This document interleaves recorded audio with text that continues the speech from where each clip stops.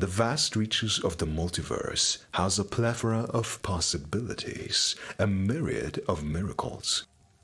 The library is but one of them, a place magical nature, floating beyond a veil of old and distant stars. Stars. No one has entered or left it in centuries, but it has one protector, the scholar, an ancient sage bound to an even more ancient oath.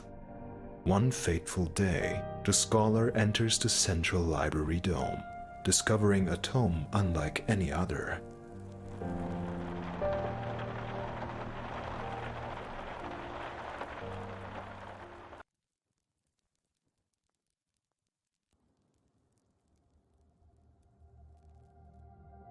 His gaze fixed on the beautiful ornaments of the tome, the scholar excitedly came to the lectern.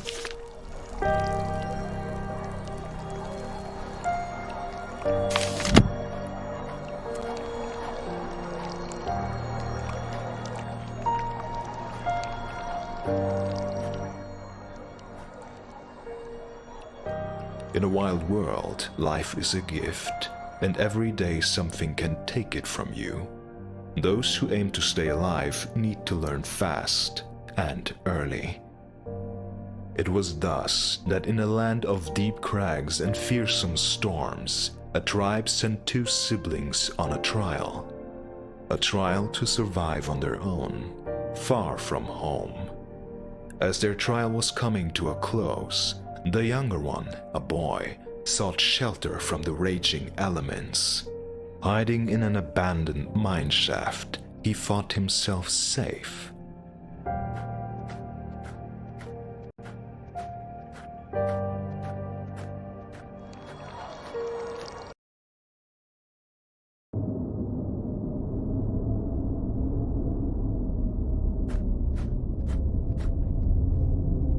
This place was eerie, deserted, but right now it was his only option.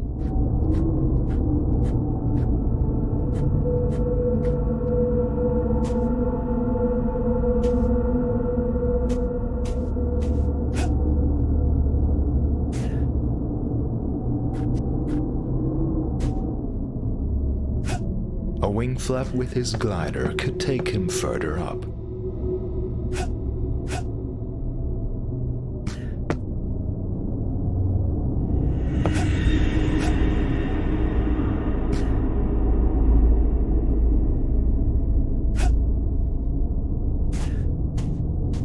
Crystals.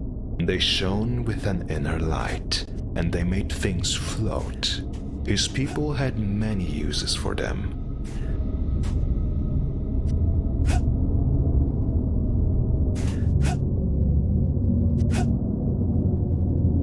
A noise like deep humming, a sudden sense of not being alone. Someone, something, knew he was here.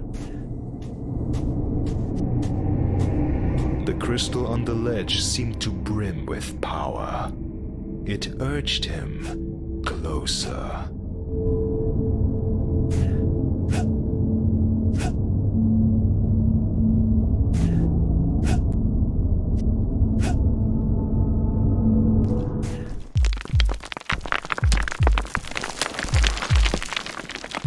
He stood right there, unable to look away. Suddenly, a voice, a whisper. "Boy, what do you wish for?" You grant wishes. "I do," the voice replied. I don't know. I was so close to home, but then the storm hit. Images of his loved ones came through his mind. His mother, his sister. I just want to be with them again. I want to get out of this dreary place. "Then I will take you away." And the boy's heart stopped beating.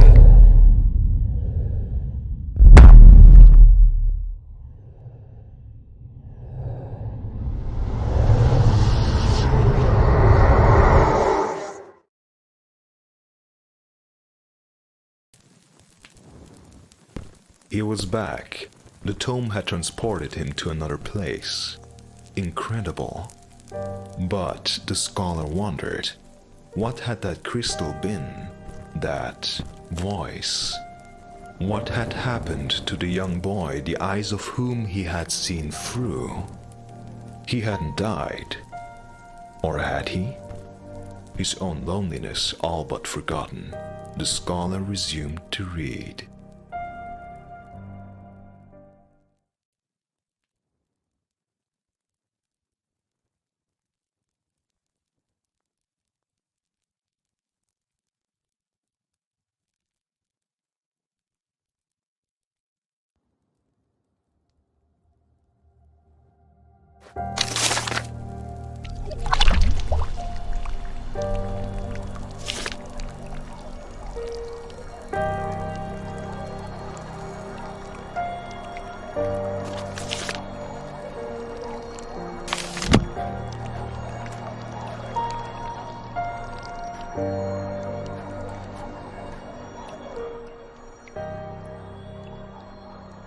On a world of red rock and searing sun, a young tribal woman had been braving the trials of the wild. Now she sought to return home and rejoin her loved ones. Little did she know, however, that her greatest sacrifice was yet lying ahead.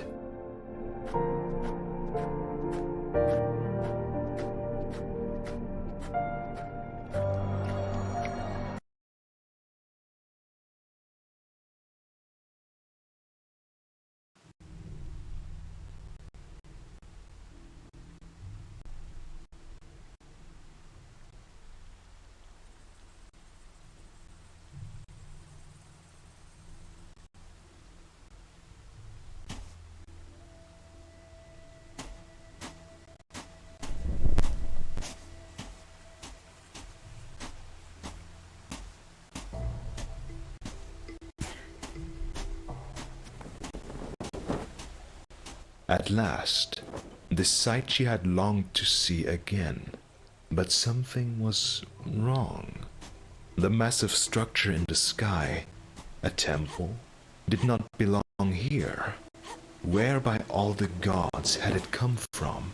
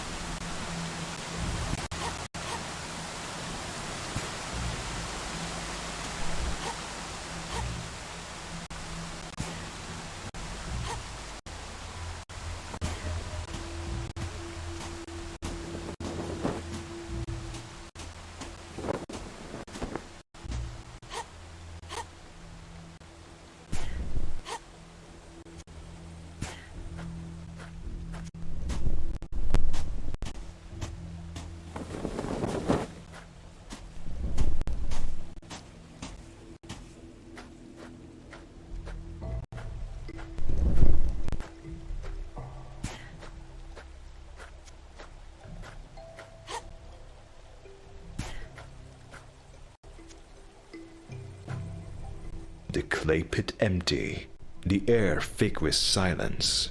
It made the girl even more nervous. She had to cross over and check the kilns.